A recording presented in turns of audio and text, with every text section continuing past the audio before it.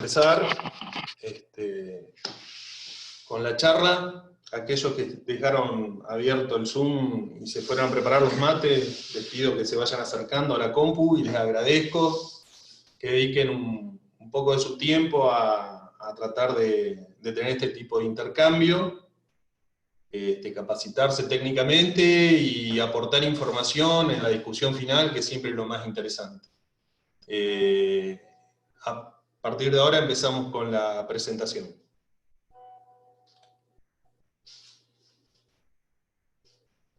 El título de la charla es Cuidados en la implantación del cultivo, control de malezas,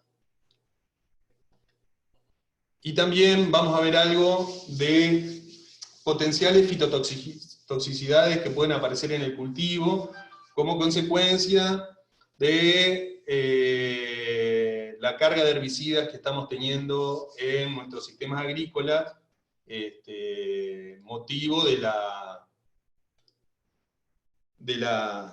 cantidad de problemas de maleza que estamos teniendo, ¿no es cierto? Un poco para comenzar acerca de por qué cuidamos los cultivos, quería empezar a hablar en función de un marco conceptual de por qué cuidamos los cultivos, de qué efecto tiene eso en el rendimiento de los mismos, y un poco lo que quería concentrarme es en el efecto que tiene, o la relación existente entre la biomasa al inicio de la floración en el cultivo de colza y el número potencial de granos que produce la planta. Si tenemos o alcanzamos una biomasa a inicio de floración abundante, es probable que el número potencial de granos a fijar sea alto, mientras que si por manejo deficiente o condiciones ambientales que no fueron muy apropiadas, tenemos baja biomasa al inicio de la floración, es probable que el número potencial de granos disminuya. Y entonces es fundamental que sepamos cómo influye el manejo del cultivo en la producción de biomasa del mismo. Y para eso podemos utilizar esta herramienta conceptual que considera la biomasa como una función de la radiación incidente por el porcentaje de esa radiación incidente que es interceptado por el cultivo, afectado por la eficiencia con que el cultivo convierte en biomasa la radiación interceptada, y por último por la duración, ya sea el ciclo del cultivo o del periodo que consideremos. A través de las herramientas de manejo que disponemos, podemos modificar, potenciando algunos de los factores de esta ecuación. Por ejemplo, es sabido por todos que ya sea variables como la nutrición vegetal, el manejo de la densidad y el espaciamiento, y la sanidad van a afectar directamente el porcentaje de intercepción de la radiación y la eficiencia con la que convierte el cultivo a esa radiación interceptada. Un cultivo bien nutrido va a tener mayor porcentaje de intercepción y mejor eficiencia en la conversión. La densidad y el espaciamiento, interactuando, van a favorecer un cierre temprano del canopeo del cultivo, mejorando la intercepción de radiación, y también aspectos relacionados con la sanidad, como un insecto que produce defoliación puede afectar la intercepción, o una enfermedad de tipo vascular o de otro tipo puede afectar tanto la intercepción de radiación como la eficiencia de conversión. Entonces todos los cuidados que tengamos respecto al manejo del cultivo en estos aspectos van a incidir mejorando o incrementando estos factores y directamente incrementando la producción de biomasa. Por otro lado, los otros dos factores, radiación incidente y duración, no son tan directamente afectados por esas variables de manejo. La radiación incidente va a depender del año en particular, la oferta ambiental de ese año, y también de la estación, del largo de la estación de crecimiento de la cual estamos hablando. Y la duración va a depender del genotipo utilizado, o sea, del ciclo del cultivar. Esas variables, entonces, son modificadas por la combinación entre el ciclo del cultivar y la fecha de siembra del cultivo. Saber combinar esas dos variables permite incrementar la captación de radiación incidente y la duración de las etapas, ayudando a tener una mayor producción de biomasa.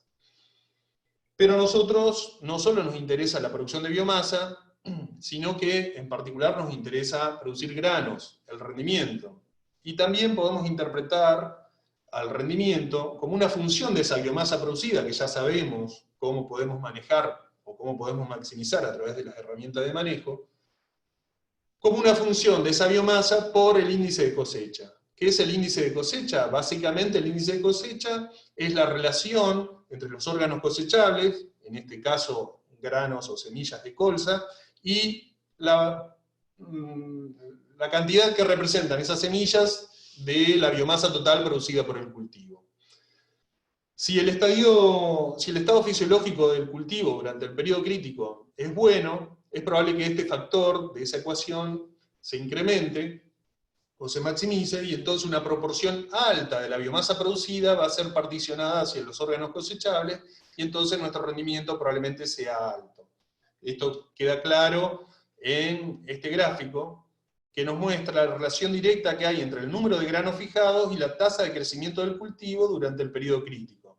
Si durante el periodo crítico el cultivo adquiere altas tasas de crecimiento, es probable que fijemos una alta proporción de granos, de esos granos potenciales que hablábamos previamente, mientras que si tenemos algún tipo de estrés, un estrés hídrico, estrés por heladas durante el periodo crítico, o bien un insecto que produzca una defoliación severa, vamos a tener bajas tasas de crecimiento, y en ese caso vamos a tener un bajo número de granos fijados. Entonces, todo este marco conceptual, en relación con la temática de la charla que vamos a abordar a continuación, lo que nos está diciendo es la importancia de cuidar, el cuidado inicial del cultivo, para llegar al periodo crítico con máximas tasas de crecimiento. Las máximas tasas de crecimiento alcanzables para cada ambiente, ¿no es cierto? Ahora, estoy hablando del periodo crítico, pero no he hablado todavía de en qué momento ocurre ese periodo crítico. En el cultivo de colza, el periodo crítico un poco está representado por esta foto, básicamente ocurre durante los primeros 15 días de la floración, o los primeros 300 grados días desde el inicio de la floración.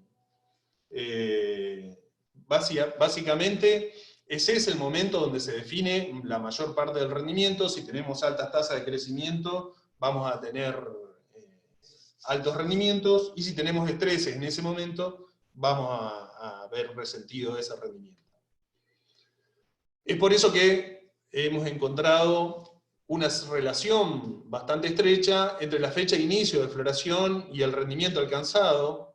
Esto es para un set de 10 años de distintos ensayos, donde se relaciona la fecha en que inicia, en que ocurre el principio de la floración, con el rendimiento alcanzado por el cultivo. Y para la localidad de Paraná, que corresponden a estos datos, hemos encontrado que si el inicio del periodo crítico de la floración ocurre entre el 2 y el 28 de agosto, eso se relaciona con rendimientos cercanos al máximo. Mientras que si el inicio de la floración es demasiado prematuro, como en estos casos, es probable que en años muy fríos, con heladas tardías, esas heladas afecten parte de las estructuras reproductivas y resientan el rendimiento alcanzado. Por otro lado, lo que se verifica casi todos los años en la localidad de Paraná es el efecto negativo que tienen las altas temperaturas primaverales cuando los periodos críticos o las floraciones dan inicio durante el mes de septiembre y octubre. Si ubicamos el periodo crítico en esta parte, las altas temperaturas acortan la duración de ese periodo crítico y entonces reducen los rendimientos alcanzables. Un poco esa ventana crítica es importante conceptualmente para lo que decíamos en un principio, combinar adecuadamente lo que es el ciclo del cultivar y la fecha de siembra, para no limitar el rendimiento potencial que va a tener nuestro cultivo.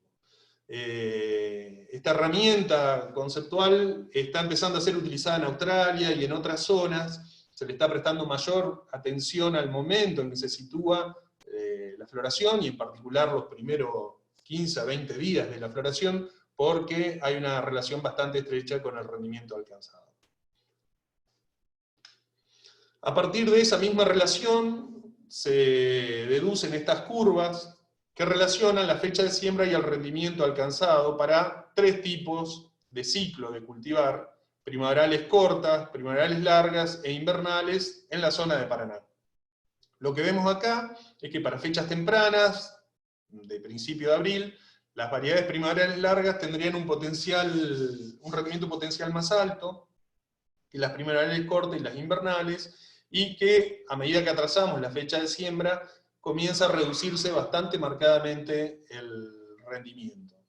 En cambio, en el caso de una primaveral corta, ese efecto no es tan marcado. Podemos llegar a sembrar durante mayo, o al menos durante la primera quincena de mayo, sin que se nos afecte el rendimiento, pero a partir de ahí ya empieza a caer. Hay materiales muy cortos, más cortos que lo que estamos verificando acá, como por ejemplo podrían ser los híbridos Diamond o Jayola 433, que incluso se podrían llegar a sembrar durante la segunda quincena de mayo y todavía estarían en la zona de rendimientos relativos altos. Pero hay un problema. Siembras tardías en la segunda quincena de mayo ya predisponen el cultivo al daño por heladas. La colza, hasta no tener una roseta formada de 5, 6, 7 hojas, no adquiere tolerancia a la helada fuerte, y entonces es probable que si sembramos más allá de este periodo de siembra de colza, que es desde inicio de abril hasta el 15 al 20 de mayo, posteriormente estemos con un problema más concreto de daño por heladas. Y al mismo tiempo se nos reducen los potenciales de rendimiento alcanzable. Otro aspecto que es importante es que la siembra de colza, como vemos acá, no se superpone a la de trigo. La siembra de colza, al menos en la zona de Paraná, sería una siembra de otoño, mientras que la de trigo sería una siembra más de tipo invernal.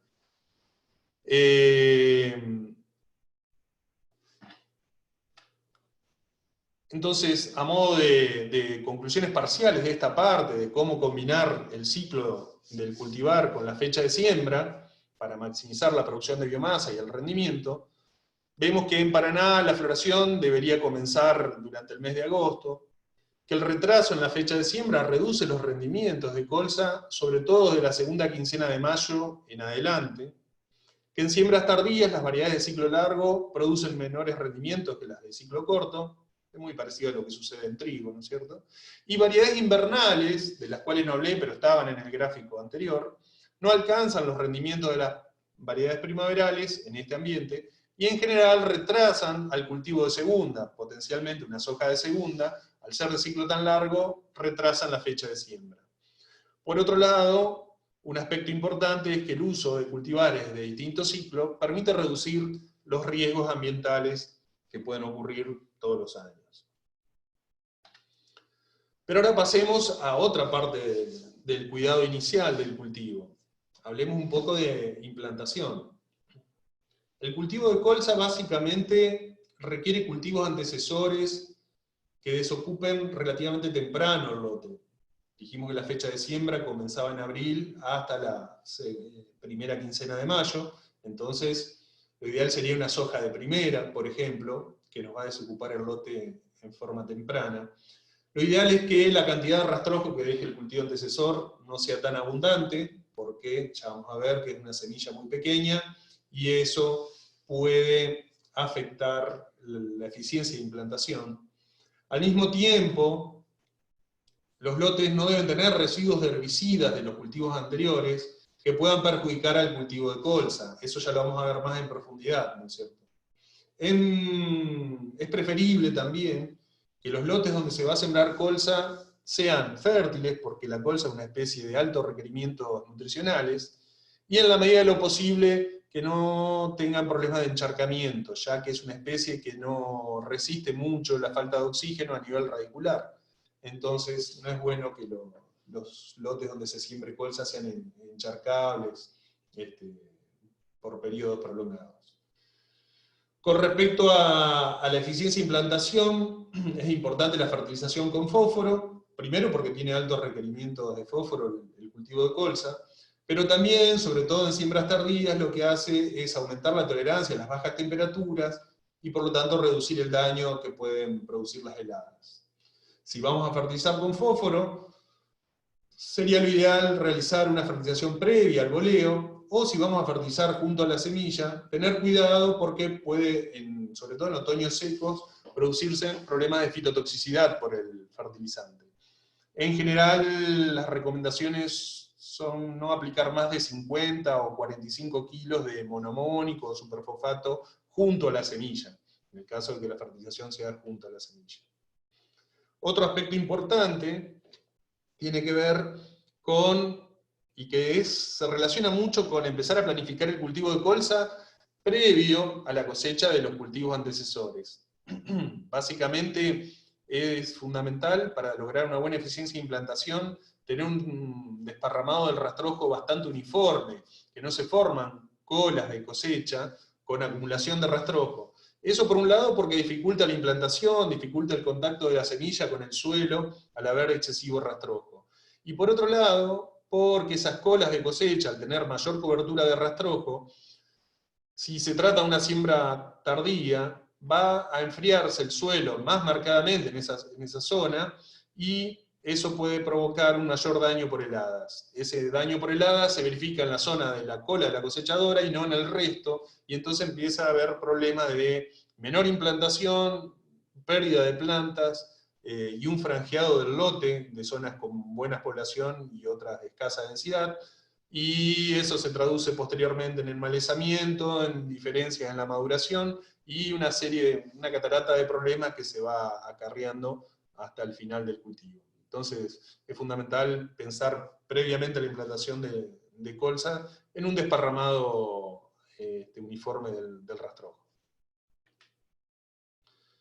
Anteriormente mencioné los cultivos antecesores, los problemas que pueden ocasionar de fitotoxicidades. Básicamente, este cuadro lo que muestra es un trabajo realizado por el Embrapa Trigo, en el cual se sembró colza sobre cultivos de maíz y de soja, al cual se habían aplicado una serie de herbicidas en el mes de noviembre, luego en junio, en Brasil, ¿no es cierto?, estamos hablando, se sembró colza y se evaluó la fitotoxicidad de los residuos utilizados para el control de malezas en el maíz y la soja.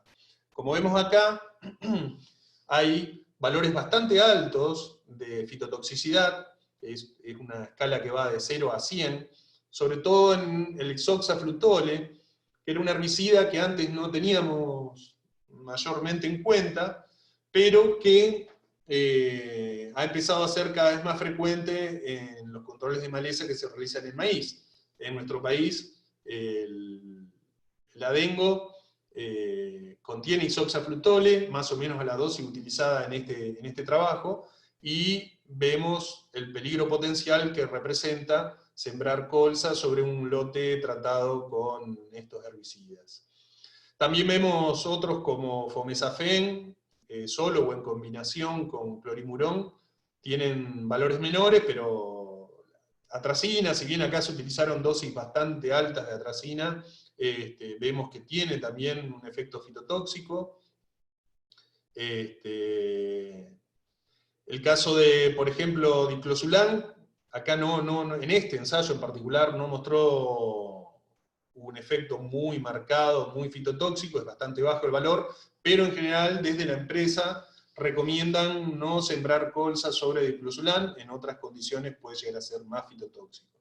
El problema de esta información es que es bastante escasa a nivel mundial, y eso se explica porque en general la colza en las principales zonas productoras se realiza como único cultivo anual. En Canadá, que es el principal exportador a nivel mundial, el invierno es muy fuerte, entonces la colza se siembra en primavera y se cosecha en verano, y después la nieve tapa todo y no hay cultivo de segunda. Lo mismo pasa en Europa, o se hace colza invernal o de verano, pero no hay un doble cultivo. Lo mismo en Australia por razones de falta de agua, pero en general es un solo cultivo anual. Nosotros tenemos la suerte, Brasil, Paraguay, Uruguay, Argentina, tenemos la suerte de poder hacer un doble cultivo, y entonces surgen estos problemas. Herbicidas que se aplicaron 6 meses antes pueden todavía estar presentes en los suelos, provocando fitotoxicidades. En el mismo ensayo podemos ver, por ejemplo, 80 gramos de clorimurón no produjo fitotoxicidad, cloranzulán, flumanzulán, imacetapir y clorimurón en dosis bastante importantes en este ensayo en particular no produjeron fitotoxicidades, aunque habría que abrir el paraguas y seguir probando esto porque hay registros de potenciales fitotoxicidades. También EQIP, que se aplicó en esos maíces, aparentemente no produjo ningún efecto en la colza que se sembró posteriormente. Entonces, bueno, ya vimos algunas potenciales fitotoxicidades que pueden ocurrir por la carga de herbicidas de los cultivos antecesores. El tema que ahora tenemos que sembrar colza porque ya nos aseguramos de que esa carga no está presente, y tenemos que hablar de siembra. En general, se siembra entre 2,5 kilos y 8 kilos para tratar de obtener 75, 80 plantas por metro cuadrado. El rango de kilos por hectárea varía mucho por el peso de la semilla y sobre todo con el método de siembra utilizado. Pero lo que hay que tener en mente, lo que es realmente importante, es la población a la cual uno tiene que apuntar. Una población de 75, 80 plantas por metro cuadrado permite una rápida captación de los recursos disponibles, y por otro lado permite un cultivo que compita bien con las malezas en forma temprana, y eso es importante. Debido al costo que tiene la semilla en algunos países, la tendencia general en este cultivo es hacia siembra de precisión, tratando de reducir los kilos de semilla necesarios para obtener esa población, ¿no es cierto?, esa densidad de planta.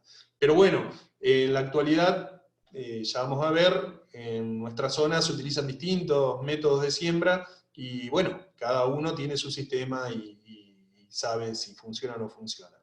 En general, lo que sí se cumple en distintas condiciones es que una semilla que requiere un alto porcentaje de humedad para germinar. Por lo tanto, lo que siempre se decía es que se debía favorecer el contacto de la semilla con el suelo húmedo. Y en esta foto que se ve acá, vemos el tamaño de una semilla de colza comparado con una semilla de soja. Y, digamos, es bastante complicado asegurarnos de que la semilla esté en contacto con el suelo, sobre todo por el tamaño tan pequeño. Un aspecto importante es que actualmente se siembra, ya sea con sembradora de fina, chorrillo, con cajón alfalfero, que era la siembra tradicional, pero también están apareciendo las plantadoras de precisión, neumáticas, que permiten reducir la dosis de semilla, porque mejoran la eficiencia de implantación. Por otro lado, hay toda una escuela nueva de siembras al voleo, con fertilizadoras o con aviones, pero para las tradicionales, con sembradora, lo que es fundamental es sembrar a baja velocidad. En general se logran buenos resultados con velocidades menores a los 7 km por hora, y si estamos sembrando sobre cultivos antecesores que dejan mucho rastrojo, sería fundamental la utilización de rastrojo, como muestra esta foto, y de esa forma apartar el rastrojo y favorecer el contacto de la semilla con el suelo. De todas formas, en cultivos muy voluminosos, como un maíz de alto rendimiento, se pueden lograr buenas implantaciones, siempre y cuando utilicemos barrerastrojos, o bien, como vemos en este caso, sobre un maíz tardío, una siembra antes de la cosecha. Eso básicamente es una siembra con avión, y es probable que la dosis de semilla haya superado ese límite de 8 kilos por hectárea que yo mencioné previamente, por la cantidad de plántulas que se ve ahí. Pero esto es una siembra aérea. También una siembra al voleo, que puede hacerse antes de la cosecha, en el caso de una soja, cuando está volteando la hoja, puede hacerse la siembra, o con posterioridad a la cosecha. y se logran buenas implantaciones siempre y cuando la frecuencia de las lluvias o posteriores a la aplicación al boleo de la semilla sea abundante. Básicamente lo que se hace es con fertilizadores al boleo desparramar en forma uniforme la semilla. En algunos países, por ejemplo en Canadá, recomiendan, después de realizar esta operación, hacer un rolado con un rolo liviano, favorecer el contacto de la semilla con el suelo, pero acá eso no se está realizando y sin embargo se obtienen buenas implantaciones. Ellos, por ejemplo, este año en Canadá tienen muchas zonas con exceso hídrico y no pueden entrar con sembradoras, y entonces están haciendo siembras aéreas, y después, cuando tienen un poco de piso, rolan y favorecen ese contacto.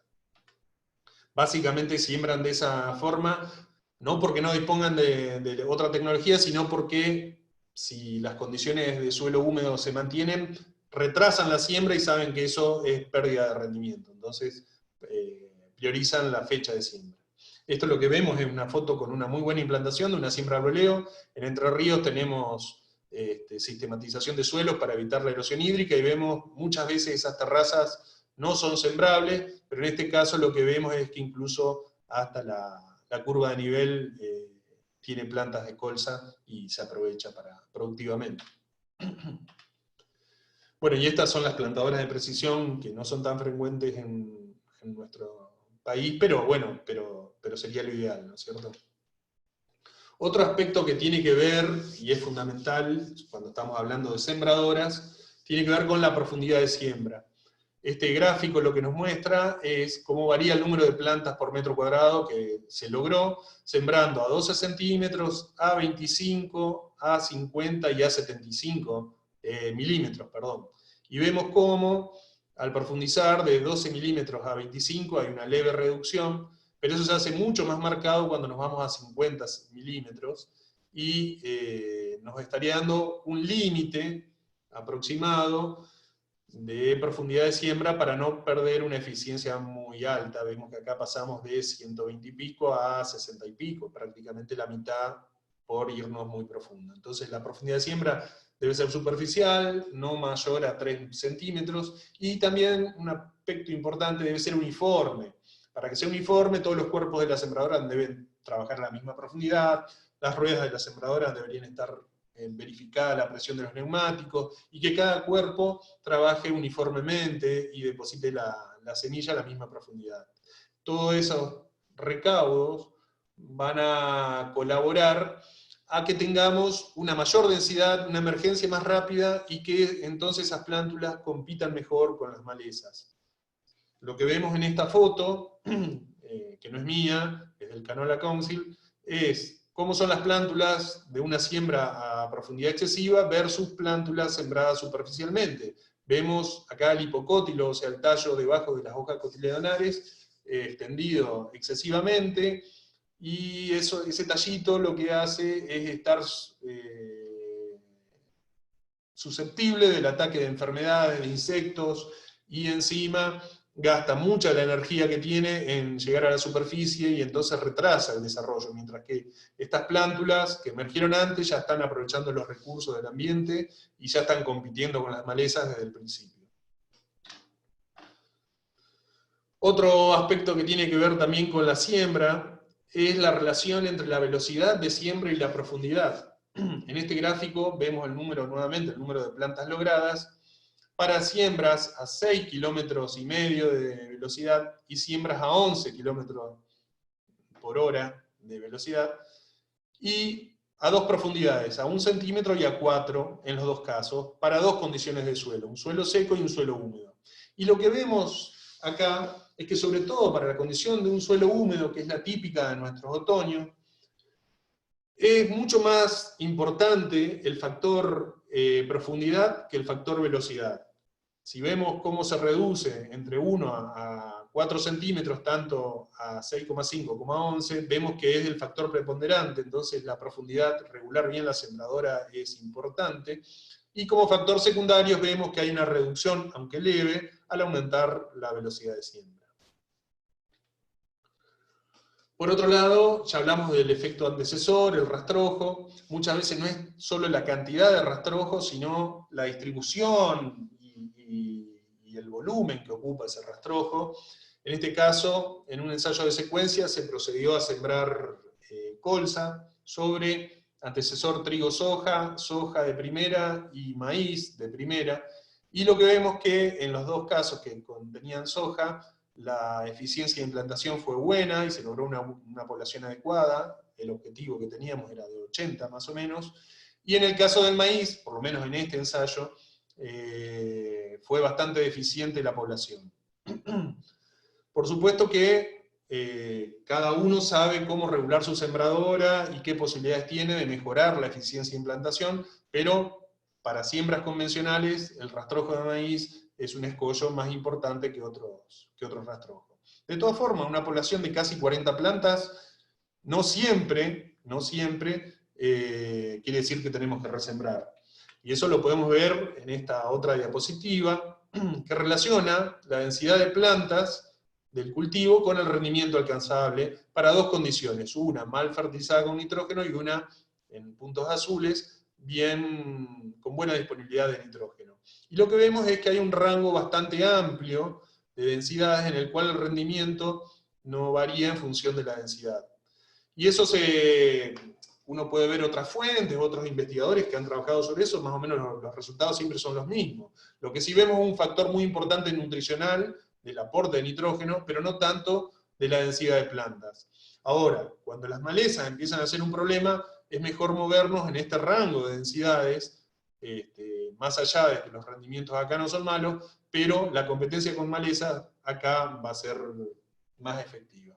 Eso lo podemos ver en este otro gráfico, donde relaciona la cobertura del suelo con cómo interactúan la densidad y el nitrógeno. Básicamente esto relaciona la radiación interceptada con la evolución de esa radiación interceptada para una densidad baja, mal fertilizada, en línea azul, una densidad óptima, pero mal fertilizada. Eso es algo no tan raro, lamentablemente. Muchas veces uno ve lotes comerciales que tuvieron una muy buena implantación, pero la fertilización es deficiente, y entonces en los periodos críticos, que hablábamos hoy, ¿no es cierto?, no se alcanza una intercepción plena de la radiación y estamos perdiendo rendimiento. Todo lo que no interceptamos es rendimiento que estamos perdiendo.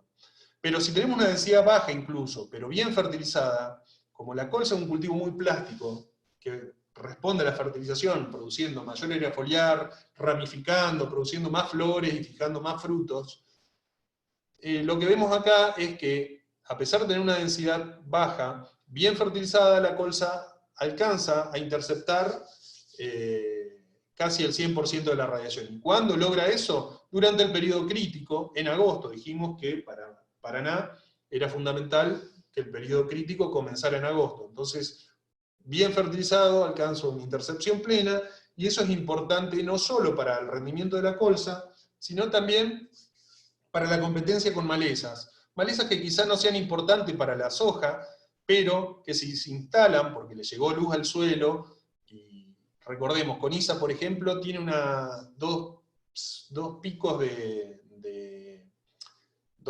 picos poblacionales, uno es de otoño y otro es de primavera. En este caso sería el de primavera. Cultivos que no alcanzan una cobertura plena van a permitir la instalación de plántulas de coniza. Esas plántulas en este momento no pueden ser controladas porque un herbicida produciría un estrés en el cultivo y no podemos controlarlas. Vamos a tener que esperar hasta la época de cosecha, y en ese momento van a haber transcurrido 60, 70 días, esas plántulas ya no van a ser tan chiquitas, van a estar con un estado de desarrollo ya más avanzado y que van a dificultar los controles. Sobre todo pensando, supongamos, en un cultivo de soja de segunda. Ese control va a ser bastante caro, y a lo mejor esa inversión que vamos a tener que hacer la podríamos haber hecho en fertilizante, que nos lo paga con rendimiento, y de paso salimos con un cultivo limpio para la zona de segunda. Por otro lado, lo que nunca habíamos hablado era del efecto del momento de control de malezas en el rendimiento de colza. No hay muchos datos locales, pero sí se sabe que una combinación de una densidad adecuada o alta, podríamos decir, y un control temprano de las malezas puede producir aumentos de hasta un 40% de los rendimientos. En este gráfico lo que se ve es el rendimiento de colza, es un gráfico canadiense también, cuando se controlaron malezas con colzas, plántulas de 1 a 2 hojas, versus plántulas de 3 a 4 hojas, o cuando se postergó el control hasta las 6-7 hojas. Y vemos cómo hay una reducción en el rendimiento alcanzable por la competencia que realizan las malezas, y que en el caso de 3 a 4 hojas apenas de un 10%, pero en este caso ya es mayor al 20%. Se dice también que el efecto en el rendimiento de una planta de maleza que emerge una semana antes que el cultivo es equivalente a 100 plantas que emergen 3 semanas después del cultivo de colza. Entonces es fundamental, me parece, realizar un planeamiento de cómo hacer el control de malezas, sobre todo en nuestro caso, donde no tenemos herramientas de control total posemergente, y entonces tenemos que planificar muy bien cómo vamos a realizar el control de malezas. En este gráfico básicamente lo que se muestra es la evolución inicial del cultivo de colza desde la siembra, pasando por la emergencia, y el número de hojas a partir de la siembra hasta la semana 5, cómo es la evolución o el desarrollo, y las herramientas de control de malezas que tenemos de preemergencia o posemergencia. Lo que se sabe es que, un poco relacionado con el gráfico que veíamos antes, que hay un periodo de protección eficiente del rendimiento que abarca básicamente las primeras 3 semanas. En algunos casos, los canadienses o los australianos hablan de hasta la 4ª hoja. La diferencia con nuestra situación es que ellos pueden aplicar en 4ª hoja un herbicida total, un glifosato o un glufosinato de amonio combinado con otro herbicida, y siguen teniendo colza. Nosotros no tenemos esas alternativas. Las alternativas postemergentes que tenemos tienen un rango de control de malezas más estrecho, y fitotoxicidades potenciales también importantes. Entonces me parece que para llegar a tener esta protección de malezas es fundamental tener una estrategia que incluya herramientas de preemergencia y, en el caso de alguna falla, o si queremos ser muy estrictos en el control de malezas, recién ahí hacer un tratamiento de postemergencia. Tratamientos posteriores a ese momento tienen bajo efecto sobre el rendimiento, y en general se dice que son tratamientos cosméticos o que previenen la producción de semillas que vayan al banco de semillas del lote. Entonces, fundamentalmente lo que deberíamos enfocarnos es en la preemergencia y la postemergencia temprana. De todas formas, no es fácil encontrar herbicidas para colza convencional, que no sea RR, que no lleguen a tener problemas de fitotoxicidades como los que vemos acá. ¿Qué es lo que se puede aplicar? No tenemos tantas alternativas. Una de las formas para arrancar el lote limpio es la aplicación presiembra. Muchas veces yo tengo consultas acerca de cuántos días antes puedo aplicar 2,4-D o dicamba o productos hormonales. Yo lo que trato de decir es generalmente tratar de espaciar bastante en el tiempo la aplicación de esos hormonales de la siembra, y eso muchas veces por el doble cultivo que realizamos nosotros no es viable. Entonces lo fundamental, si uno quiere resetear el lote, es tratar de buscar alternativas donde combinemos el glifosato con herbicidas de contacto, como por ejemplo carfentrazone, piraflufen o incluso clomazone. Clomazone con carfentrazone tiene un efecto de contacto y también residual de preemergencia, se podría decir. Este cuadro está adaptado de Canadá, donde ellos, para prevenir las malezas resistentes, ellos pueden aplicar glifosato en postemergencia, pero utilizan los herbicidas de contacto y algunos otros para resetear el lote. Otra alternativa es utilizar preemergentes. En este caso, volvemos a ese trabajo del Embrapa Trigo. Lo que usó ya es, enfocándose en los herbicidas para el cultivo de colza, evaluó algunos, como sulfetrazona, el aclor, metribuzin, pendimentalin, el herbadox, trifluralina, que ya está bastante evaluado a nivel mundial, es un herbicida muy antiguo, el metalocloro, y también unos postemergentes graminicidas. Lo que vemos acá es la fitotoxicidad producida por estos herbicidas sobre el cultivo de colza, y vemos que en algunos casos esa fitotoxicidad fue muy importante, pero también consideremos que en algunos casos, sobre todo estos que tienen flechas rojas hacia arriba, las dosis utilizadas fueron excesivas para el cultivo de colza. Por ejemplo, en colza, la dosis que está registrada en algunos países, por ejemplo en Chile, es de hasta 750 centímetros cúbicos de metalocloro, y acá le tiró el doble prácticamente, entonces una dosis bastante alta, es lógico que haya producido algo de fitotoxicidad. Lo raro es el caso de la trifluralina, donde la dosis fue baja, justamente, fue bastante baja, hay dosis recomendadas mucho más altas, y así todo produjo una fitotoxicidad considerable. Yo no tengo tanta experiencia con trifluralina, pero las veces que he usado he visto algún efecto fitotóxico. De todas formas, el herbicida tradicional para este cultivo, para cultivos que no tienen eventos de resistencia a otros herbicidas. Nosotros tenemos en el mercado cada vez más híbridos tolerantes a la imidazolinonas, que nos brindan otras herramientas. Ahora se ha incorporado otro híbrido tolerante a triacinas, lo cual brindan otras alternativas para el control de malezas. Por último, de este ensayo lo que también es interesante es ver graminicidas que supuestamente son selectivos para el cultivo de colza, y que acá al analizar vemos que hubo cierta fitotoxicidad. Incluso en el cletodina, una dosis que es más baja de lo recomendado, hubo una fitotoxicidad más alta que en una cetoxibina, una loxifob. Y eso se está viendo cada vez más, hay más reportes de fitotoxicidades producidas por cletodin. Entonces, yo lo que propongo es tratar de tener cuidado con el cletodin y irnos más hacia los FOB para el control de gramíneas. Acá no figura el clomazone como preemergente, pero también se utiliza a nivel mundial el clomazone de presiembra o como preemergente para el cultivo de colza a dosis muy bajas, menores que las de colza, que las de soja, perdón, y con buenos resultados. Entonces, para terminar con esta parte, ¿cuándo debo evitar la competencia de malezas? Las primeras 2 o 3 semanas. ¿Qué herbicidas tenemos? Saflufenacil, que no había hablado, a dosis baja. No está, una aclaración quiero decir, yo estoy hablando de herbicidas, pero prácticamente no hay ningún herbicida registrado en la Argentina para colza.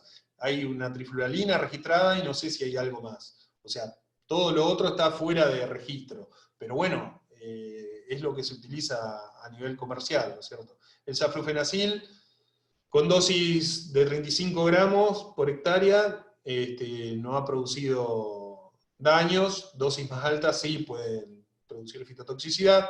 Para 4-dicuat se usa piraflufen, carfentrazone, estos preemergentes, trifluralina, clomazone y metalocloro. En posemergencia, ahí no había estado evaluado en ese trabajo, pero es sumamente selectivo para la colza y permite controlar algunas malezas de hoja ancha, sobre todo compuestas o asteráceas y umbelíferas, el clopiralit. También se pueden usar otros hormonales más tradicionales como dicamba, picloram, y los graminicidas que hablábamos previamente, pero cuidado con el cletodin, porque podemos tener este tipo de problemas. No sé qué efecto hay en la síntesis de cera, pero se nota enseguida, luego de aplicado, un brillo diferente en las hojas no se desenrollan, no se tienden a quedar adheridas unas a otras, lo mismo con los primordios florales, que quedan unidos, eso provoca deformaciones en las silicuas posteriores, y seguramente eso tiene un costo en los rendimientos. Otro aspecto importante es, bueno, lo que decíamos previamente, qué herbicida utilizar en los barbechos. Esto no es algo planeado, sino que fue un error, pero es el efecto que produce una aplicación previa en presiembra o algunos días previos a la siembra de metsulfurón.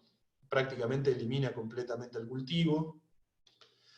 Esto que vemos acá es una fitotoxicidad producida por una máquina sucia con metsulfurón, eso me pasó a mí. Vemos que el efecto es muy importante, y bueno, es fundamental, como las pulverizaciones están superpuestas con la época de control de malezas en trigo, verificar bien el lavado de la máquina, porque el metsulfurón es muy fitotóxico para el cultivo de colza. Esto es un efecto de 2,4-D en post-emergencia, al estado de plántula, y esto es un efecto de 2,4-D típico, esa hipertrofia del cuello de la planta, con tejidos corchosos y ramificaciones desde la base que son totalmente anormales. Esto es producido por herbicidas hormonales. Esto que vemos en esta otra foto no es una fitotoxicidad, pero lo pongo justamente para comparar.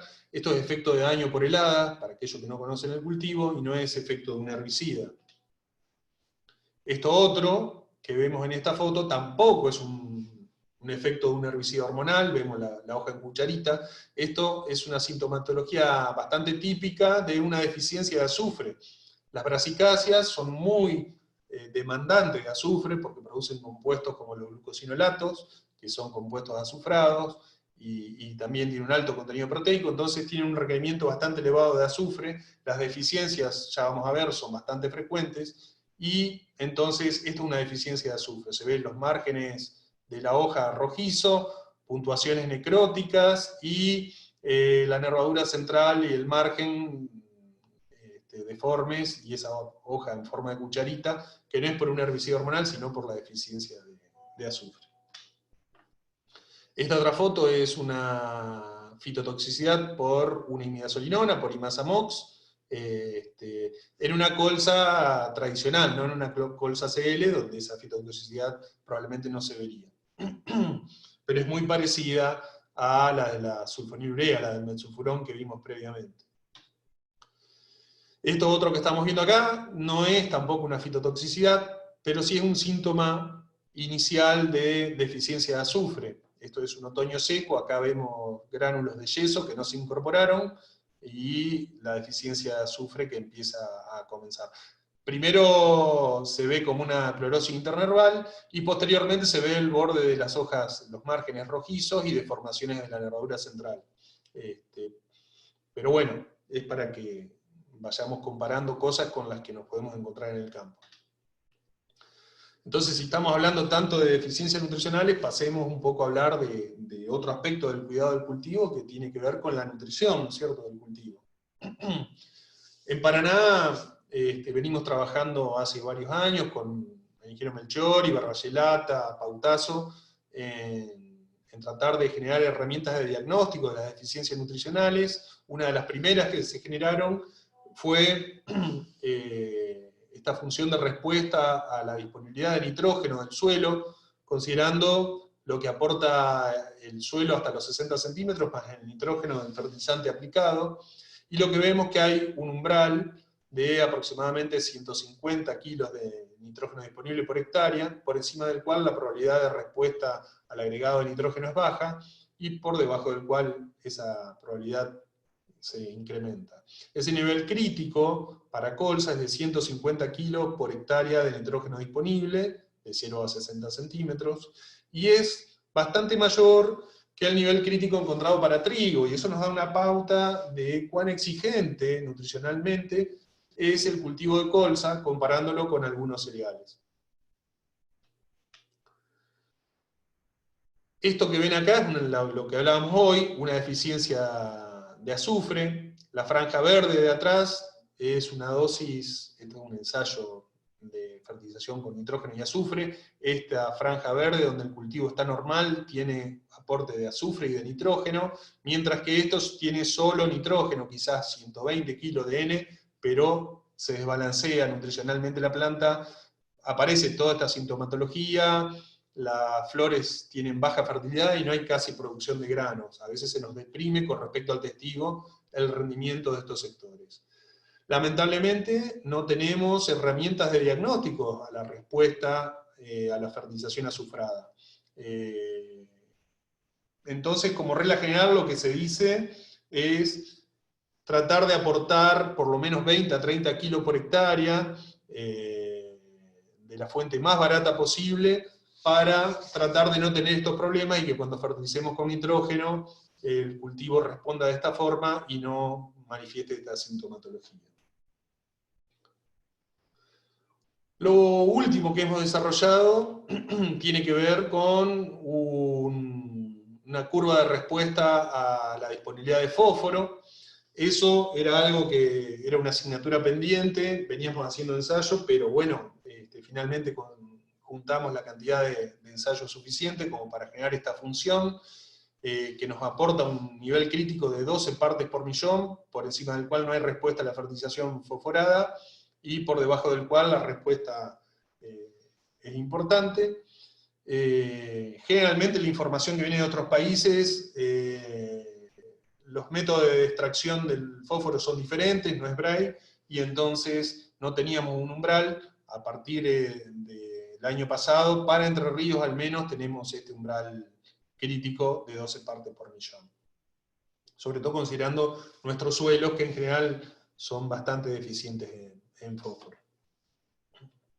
Entonces, como conclusiones de esta última parte, la colza es una especie de alto requerimiento de fósforo, y con menos de 12 partes por millón sería necesario fertilizar con fósforo. Hay que tener cuidado por la fitotoxicidad, eso lo dije al principio, más de 50 kilos de superfosfato triple en la línea, junto a la semilla, puede ser peligroso, sobre todo en otoños medio secos, como este.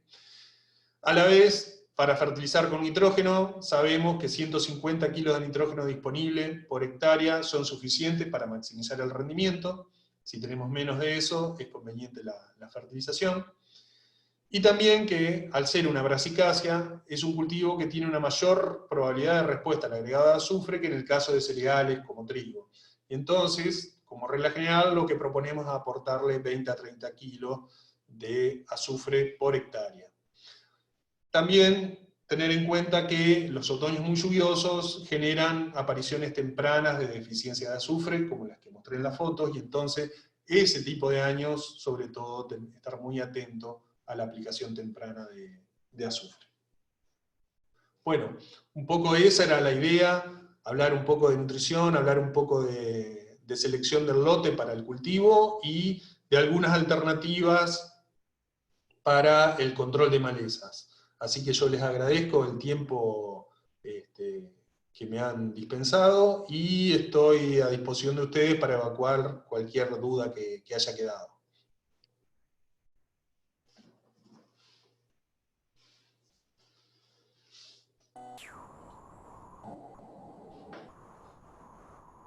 Buenas tardes a todos, muchas gracias Leonardo, muchas gracias a los participantes por la presentación. Hay algunas cuestiones que responder adicionalmente o aclarar, Leo. Una de las primeras tiene que ver con los aspectos fenológicos del cultivo, y es que si la colza, las variedades primaverales, responden básicamente a suma térmica. ¿Me podés repetir la pregunta? No, retumba un poco y no te escuché bien, Ricardo. a ver si me escuchas mejor. Sí. La pregunta es en relación a la fenomenología del cultivo y si las colzas primaverales responden a suma térmica. Si no escucho el final de la pregunta, si las colzas primaverales responden al frío.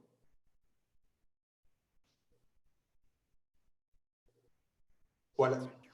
A sumas térmicas si responden las colzas primaverales, Leo. Sí, sí, sí, sí, tienen suma térmica, responden a fotoperíodo en realidad.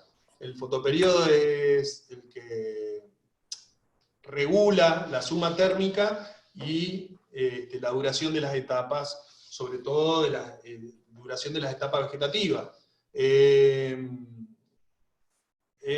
general, la mayoría de los materiales que sembramos nosotros tienen algún grado de respuesta fotoperiódica, y a medida que atrasamos la fecha de siembra, esa suma térmica se reduce y entonces el ciclo total del cultivo tiende a reducirse. También hay algunos materiales que tienen requerimientos de frío, sobre todo en el caso de variedades de tipo invernal, que no era la pregunta apuntada a eso, pero en ese caso no solo responden a la duración del fotoperiodo, sino también a la acumulación de horas de frío. Y ese es el problema muchas veces con nuestros ambientes, que hay otoño-invierno, algunos años que son muy cálidos y entonces no se alcanza a cubrir adecuadamente esa suma de horas de frío, no se induce, el fenómeno de vernalización no está completo, y entonces se retrasa o la floración es muy heterogénea, en el caso de ese tipo de materiales. Pero la mayoría de los materiales primaverales que se utilizan tienen una respuesta fotoperiódica, y la suma térmica es una consecuencia de eso. Bien, la mayoría de las cuestiones adicionales tienen que ver con lo que planteaste acerca de las fitotoxicidades, y una de ellas es que si podés reiterar el autor del trabajo que referías en herbicidas y la fitotoxicidad en la colza. De todas maneras, yo les recuerdo que esta charla ha sido grabada y va a estar disponible, pero bueno, si podés enfatizar sobre ese aspecto, Leo.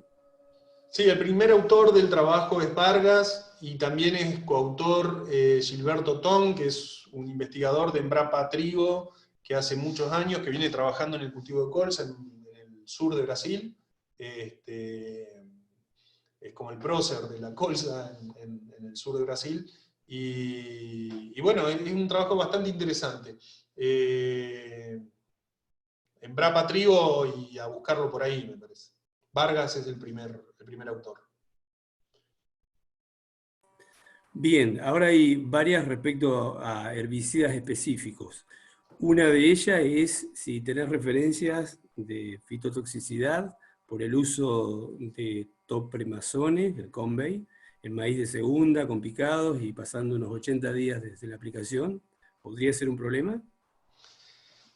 No, al menos desde la empresa, incluso en la etiqueta de Convey, dice que los cultivos que se pueden sembrar en secuencia son, entre ellos, colza. Claro que yo no sé si eso está evaluado para un maíz de primera o en el caso de un maíz tardío, pero desde la empresa creo que lo que comentaron es que no habría problemas. Pero sería bueno consultarlo creo que Convey es de BAF, con el departamento técnico de BAF. Bien, otro de los herbicidas sobre los que preguntan es el caso de HIT, saflufenacil, en barbechos con 20-30 días antes. ¿Puede también ser un problema? Sí, si a dosis completa, o dosis completa yo le digo a 70 gramos, puede llegar a ser un problema. Con menores dosis, al menos yo lo he probado y no he tenido problemas, lo cual no quiere decir que potencialmente pueda llegar a haber algún inconveniente.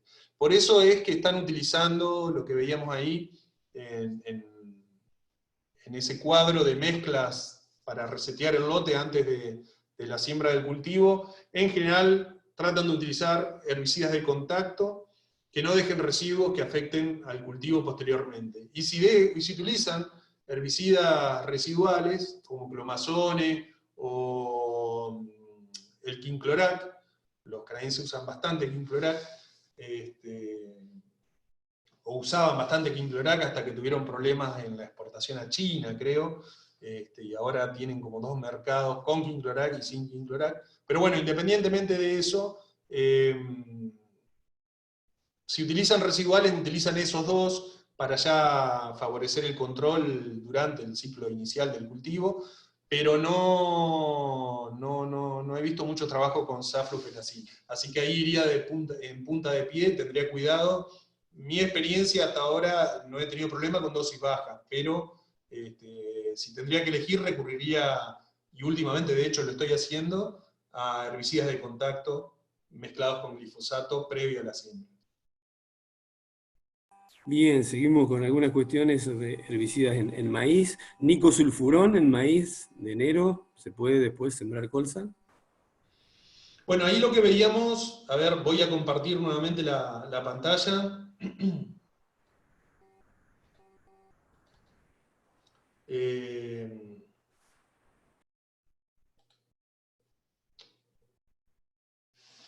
Un segundo.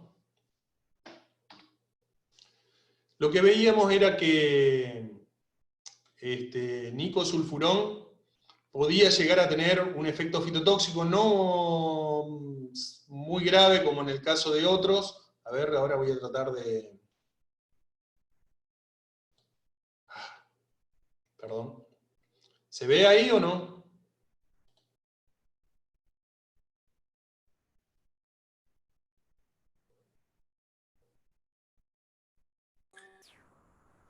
Todavía no tenemos tu pantalla.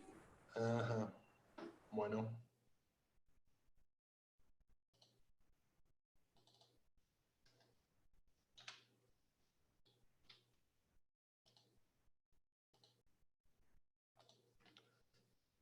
Ahí voy.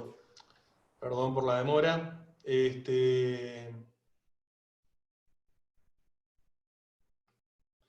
Acá veíamos que nicosulfurón, a dosis de 1,5 litros o de 1 litro incluso, presenta fitotoxicidad. Entonces deberíamos tener cierto cuidado.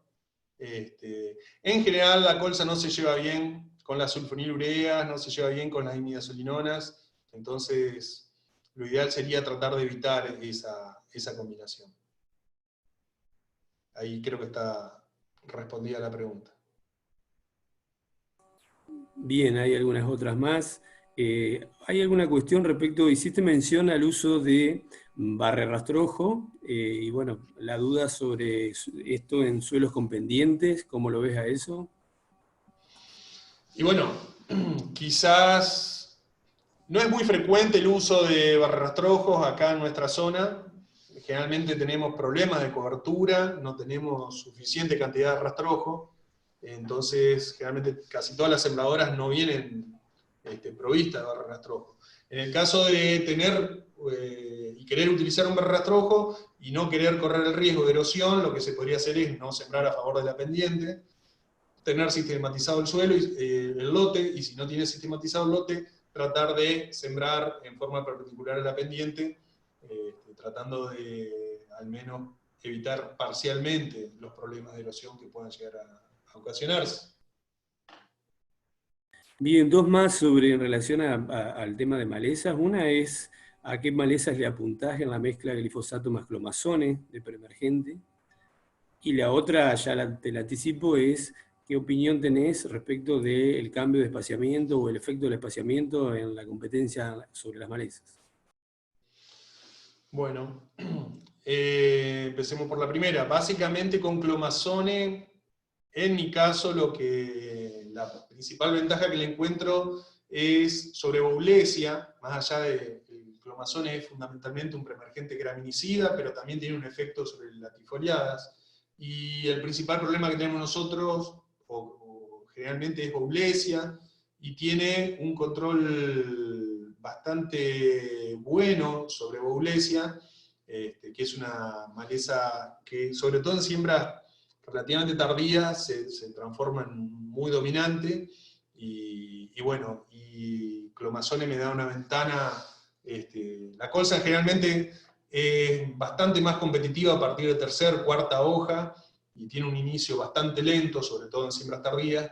Entonces el uso de Clomazone me da una ventana para que esa etapa de baja competencia transcurra con el efecto del herbicida, y posteriormente ya el cultivo después se la arregla solo. Si lo venimos nutriendo bien, no tiene problemas, y ya ganan ese proceso competitivo.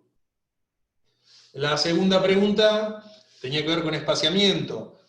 Yo tengo algunos trabajos en los que no encuentro diferencias en rendimiento entre 20 centímetros entre hileras y 52 centímetros entre hileras, pero siempre sacando de esa comparación el problema de las malezas, o sea, haciendo un control de malezas adecuado. Por supuesto, en la medida que tenemos mayor distanciamiento entre hileras, el cierre del entresurco demora más tiempo, por lo tanto le damos más tiempo a la maleza de instalarse y de alcanzar altas tasas de crecimiento, y entonces no sería conveniente. Si tenemos un lote con alta infestación de malezas de ciclo otoño-invernal, no sería conveniente sembrar a espaciamientos mayores por el efecto justamente en la competencia con las malezas. Salvo que tengamos resuelto el problema de maleza. Por ejemplo, una colza CL con un buen manejo de herbicidas, quizás podría pensarse en sembrar con una sembradora de placa, sembrando menos semillas y a distancias mayores a los 20 centímetros. Bien, ¿algún comentario respecto del uso de fungicidas? En estadios iniciales, sobre todo en zonas donde FOMA, la enfermedad, FOMA ligan, o el pie negro, que se llama, es una enfermedad importante, hay trabajos o una tesis o varios trabajos que hablan de aplicaciones en estadios iniciales, más o menos en B3, B4, aplicaciones de fungicidas para prevenir el daño por FOMA. Lo ideal, como primera estrategia, me parece que es buscar resistencia genética a esa enfermedad, y en todo caso, si sabemos que es recurrente la aparición de la enfermedad, podría pensarse, si no tenemos resistencia genética, tratar de buscar alternativas de control preventivo, como podría ser la aplicación de fungicidas en estadios vegetativos. Pero en zonas donde no hay una frecuencia muy importante de cultivos de colza, que es la generalidad para la Argentina, me parece que no se justifica la aplicación de fungicidas en estadios vegetativos, puesto que FOMA todavía no es una enfermedad relevante como en la mayoría de las zonas productivas a nivel mundial de colza, donde sí es una enfermedad muy importante. Otro aspecto que quizá quedó como duda es el tema de referencias al control de insectos. ¿Qué podés agregar sobre esto? Sí, un poco para no hacerlo tan largo, la idea era ponerlo también, pero no, finalmente lo sacamos para no cansar. En general, básicamente no hay grandes adversidades bióticas relacionadas con insectos en colza. Hemos tenido problemas con hormigas fundamentalmente, pero en las borduras de los lotes. Algún año, algún otoño seco, han aparecido pulgones en estadios iniciales, que es básicamente recorrer los cultivos y observar el envés de las hojas cotiledonares o la primera hoja verdadera, a ver si no se están formando colonias. Y también el año pasado y algunos años anteriores, sobre todo también he tenido consultas del oeste de Santa Fe, a veces de Córdoba, daño por defoliación de diabrotica especiosa, creo que se llama, la vaquita de San Antonio, la verdadera. Hemos tenido problemas de defoliación y hemos hecho algún control, pero no es una plaga que recurrentemente aparezca todos los años. Después, en estadios más avanzados, por supuesto, cuando empiezan final de julio, principio de agosto, generalmente hay algún veranito ahí, se elevan las temperaturas un poco y empieza a haber daño de plutela o polilla de las coles, que eso es frecuente. En la medida que nos vamos más hacia el oeste del país, esos ataques son más importantes y a veces requieren más de un control. Y también, a medida que nos vamos hacia siembras tardías, mayores temperaturas y periodos más secos, el pulgón ceniciento de las coles, que eso ya ocurre en el periodo reproductivo, empieza a ser importante y debe ser controlado. Básicamente esas son las principales plagas insectiles que tiene el cultivo en nuestro país, y son más fáciles de controlar que las malezas, por eso me enfoqué en las malezas. Bien, una más sobre el tema herbicidas. ¿Con qué controlar en posemergencia estelaria media? Sí, cuando apuntan a estelaria o capiquí, el clomazone no es el herbicida ideal. En ese caso, se puede optar, si queremos algo preemergente, por triflualina o incluso el metaloclor. Pueden tener algún efecto, y si no, por un tratamiento postemergente, por ejemplo con picloram, puede tener algún efecto superior al Lontrel, al clopidogrel, en ese efecto. Pero bueno, no es la principal maleza en esta zona, aunque hay lotes también con problemas. Sé del Uruguay, que es una maleza bastante importante, y en ese caso quizás clomazone no sería la solución ideal. Bien, algunas cuestiones de la nutrición, Leo. Hay alguien que nos pregunta, ¿aplicar 100 kilos de monoamónico en la línea y tener algún riesgo de fitotoxicidad? ¿Eso en preferencia? ¿O aplicar al boleo y tener una leve deficiencia inicial de fósforo?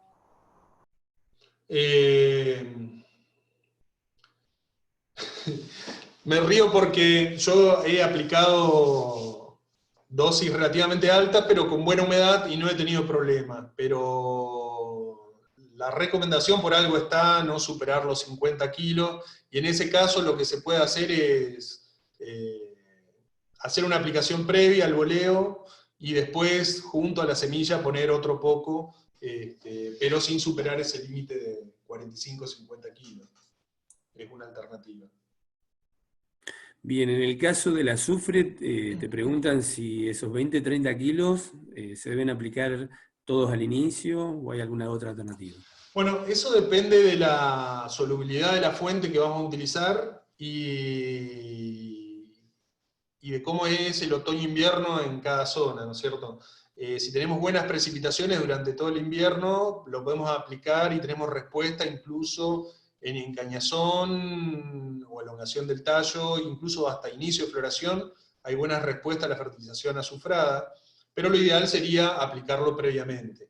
En zonas donde las lluvias ya no son tan intensas durante el invierno, sería fundamental aplicarlo tempranamente.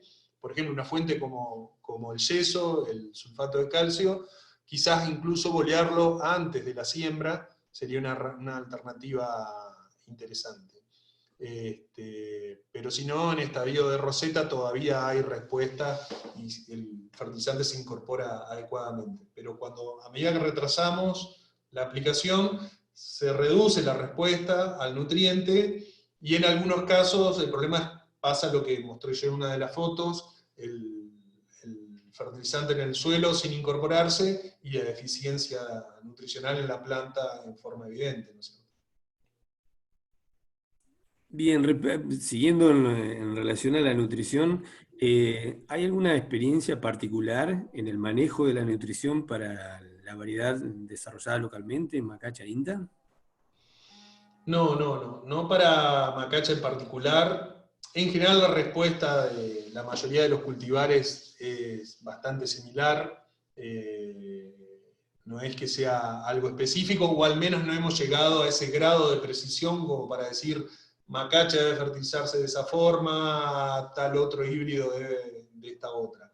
En general sabemos que que tenemos respuesta al agregado de nitrógeno, de azufre en estadio vegetativo, y a fósforo si tenemos menos de 12 partes por millón, pero en forma genérica para todo el cultivo, no específica para un cultivar.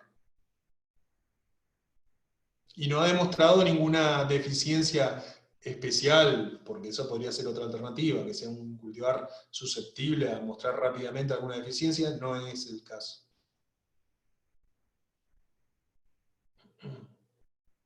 ¿Alguna cuestión que puedas agregar o información sobre posibles incompatibilidades en la secuencia colza, maíz o sorgo? ¿Cuestiones que tengan que ver con la alelopatía? ¿Alelopatía? Uh-huh. No, en el caso de colza,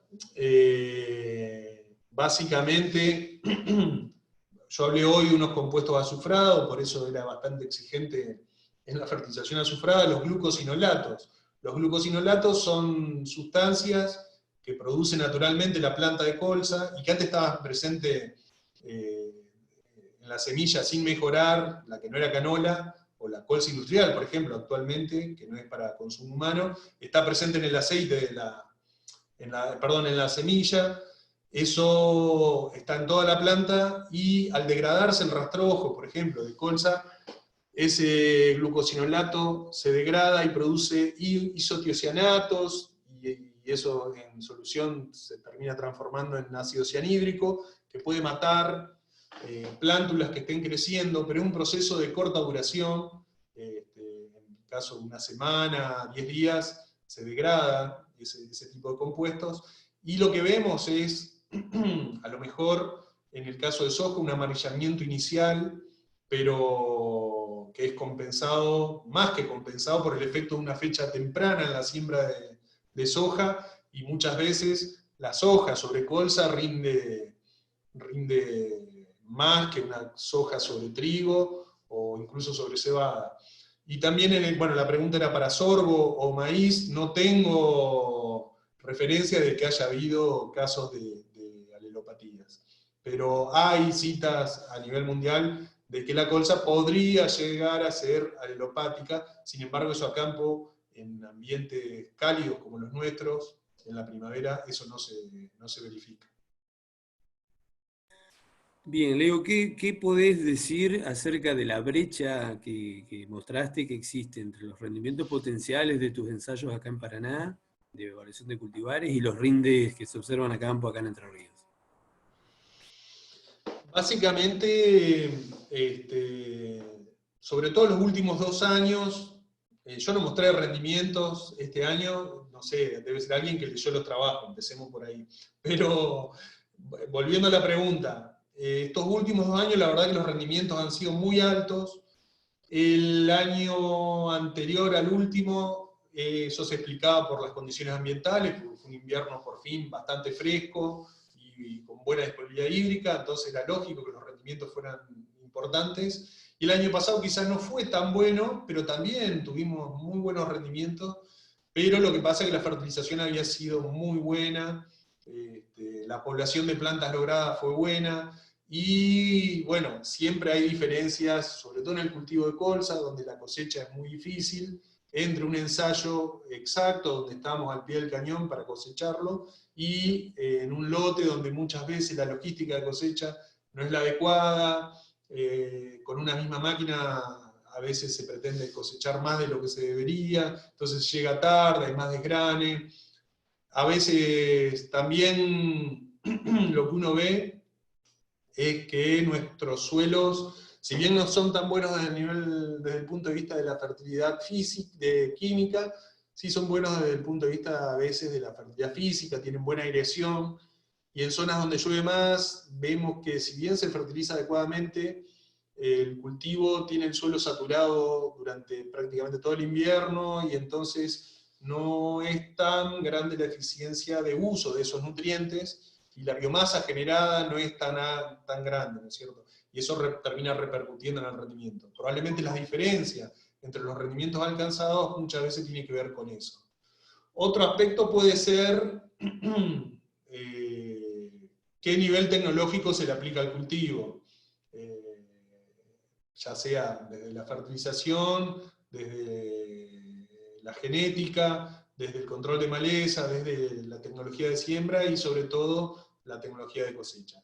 Puede ser que todos esos factores expliquen esa brecha tan alta que hay, pero lo lógico, por lo que dicen las estadísticas internacionales, por ejemplo, la relación que existe entre el rendimiento de trigo y el rendimiento de colza a nivel mundial, nosotros deberíamos estar entre los 1.500 y 1.800 kilos de promedio de rendimiento por año a nivel provincial, y nunca hemos llegado a esos niveles. El promedio siempre está por debajo de esos valores. Entonces, quiere decir que hay algunas cosas que todavía no tenemos ajustadas y no estamos haciendo bien, y por eso estamos perdiendo rendimiento. Bien, ¿qué podés agregar respecto de la comparación entre híbridos y variedades y la posibilidad de guardar semilla? Bueno, a nivel mundial la tendencia es ir completamente hacia los híbridos.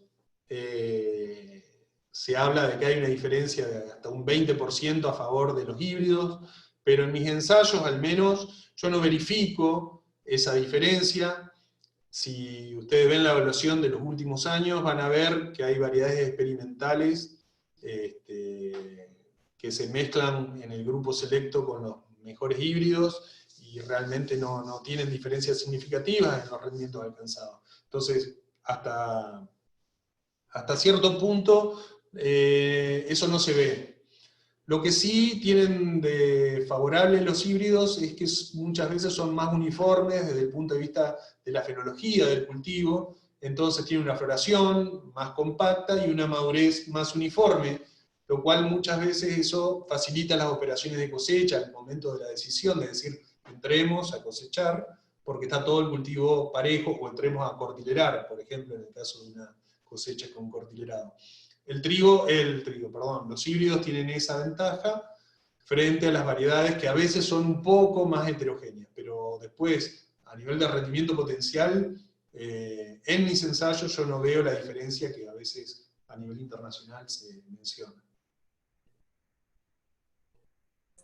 Bien, una cuestión media amplia, Leo, pero que arranca con la fecha de siembra, pensando en zonas un poco más al sur, departamento de Gualeguaychú, para seguir a cuál sería la fecha más tardía, apuntando a sojas de mayor potencial, y alguna duda respecto a las propuestas de siembra al voleo, chorrillo, sin fungicidas. Preguntan si eso no atenta contra el rendimiento potencial. Todavía, bueno, empiezo por el final. Las siembras al voleo están en un proceso de desarrollo, todavía van pocos años, me parece, para tener una cierta consistencia, para decir sirven o no sirven. Yo creo que son una alternativa tecnológica más económica que una siembra convencional, con sembradora, y eso permite que muchas veces productores que a lo mejor no quieren invertir mucho en el cultivo puedan hacer un cultivo, eviten aplicar herbicidas durante el barbecho invernal porque tienen un cultivo instalado, y bueno, y hasta ahora no hubo problemas de vuelco, que era una de las dudas. Quizás lo que nos estaría faltando es una variedad un poco más larga para sembrar, porque las siembras al voleo generalmente son en la época lluviosa, o sea, hay que tratar de sembrar en abril o antes, y entonces si sembramos muy temprano una variedad intermedia o corta, lo que hacemos es corrernos de ese momento oportuno para ubicar el periodo crítico, el inicio de la floración, que era agosto. Si la floración es muy prematura, algo que pasó el año pasado, las heladas afectan las estructuras reproductivas y entonces se nos cae un poco el rendimiento. Pero bueno, cada uno conoce su sistema, qué inversión en tecnología puede hacer, y bueno, la idea es tratar de ser lo más eficiente posible con las herramientas que tiene cada uno, considerando estos conceptos como saber ubicar el periodo crítico, apuntar a una población determinada, más allá de la herramienta de siembra que utilicemos, y después cómo controlar las malezas. Básicamente eso es la respuesta. La primera parte de la pregunta ya no me la acuerdo ahora, si me la puedes repetir, Ricardo. Tenía que ver con la fecha de siembra para zonas más al Paraguay. sur, tipo departamento de Gualeguaychú. Si bien está más al sur, la fecha de primera helada puede ser un poco anterior a la de Paraná, pero no una cosa contundente. Yo diría que abril y hasta mediados de mayo es una época de siembra segura para esa zona. Y lo que sí tiene una estación de crecimiento un poquito más amplia, incluso se puede tratar de pensar en una variedad de ciclo primaveral largo o intermedio, encaja bien y está un poco a salvo de las temperaturas primaverales excesivas que a veces tenemos acá. Leonardo, Macacha INTA, con relación a Rivet, ¿es más larga, más corta? ¿Cómo se caracteriza este cultivar? ¿Es primaveral? Es más larga, si bien Macacha es un cultivar intermedio, de ciclo intermedio, y Rivet, si no, bien no es de los más cortos, pero es un cultivar de ciclo más bien tirando a corto. Entonces Macacha es un poco más largo, probablemente una semana a floración, y a madurez puede llegar a ser una semana, 10 días más larga que Rivet. Bien, vamos cerrando casi las preguntas, Leonardo. ¿Había alguna referencia respecto a cuál es la producción de biomasa que puede tener una colza? Bueno, yo te puedo contestar eso, pero vamos a tener el mismo problema porque lo tengo medido. Incluso hay un trabajo realizado con el ingeniero Kutel sobre posibilidades de ensilaje de cereales como avena, centeno, cebada, trigo, y también como otra alternativa más proteica para producción de forraje, el ensilado de colza. Así que lo tenemos evaluado la producción de biomasa. El tema es que vamos a tener la misma brecha que teníamos en rendimiento, probablemente. Nosotros tenemos hasta 18.000 kilos de materia seca, 13.000 como un valor alcanzable. Recordemos que la colza tiene un índice de cosecha bastante bajo, de 25%, 30%, o sea que si tenemos 3.000 kilos, estamos hablando de 10.000 o 9.000 kilos de materia seca. Para rendimientos muy altos, hasta 13.000 hemos medido, y bueno, de ahí a que el productor logre sacar algo, o esa cantidad de biomasa en un periodo invernal, es más difícil también. Todo depende de nutrición, básicamente nutrición, si aportamos fertilizante, el cultivo responde. Bien, Leo, una cuestión, un comentario respecto de los híbridos que hacen es, bueno, una de las ventajas que tiene es la incorporación de tecnologías como la resistencia a herbicidas, a enfermedades, y particularmente algo que vos mencionás mucho en tus charlas siempre, la cuestión de la uniformidad de cosecha. Eso respecto de las variedades, ¿qué apreciación tenés? Para la facilidad de cosecha, Para la uniformidad a cosecha que suele o puede llegar a sí, tener eso un ya híbrido lo respecto a variedades. comenté previamente, es cierto, a veces los híbridos tienen cierta tendencia a ser más uniformes en el momento de la cosecha o del cortilerado también, que las variedades, pero hay variedades que son muy uniformes también, ¿eh? Pero en general puede ser que sean un poco más uniformes los híbridos.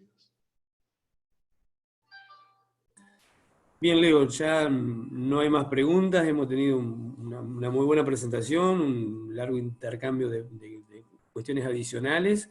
Te diría que si querés aportar algo en especial, como para cerrar la charla, y bueno, y a los asistentes agradecerle la presencia.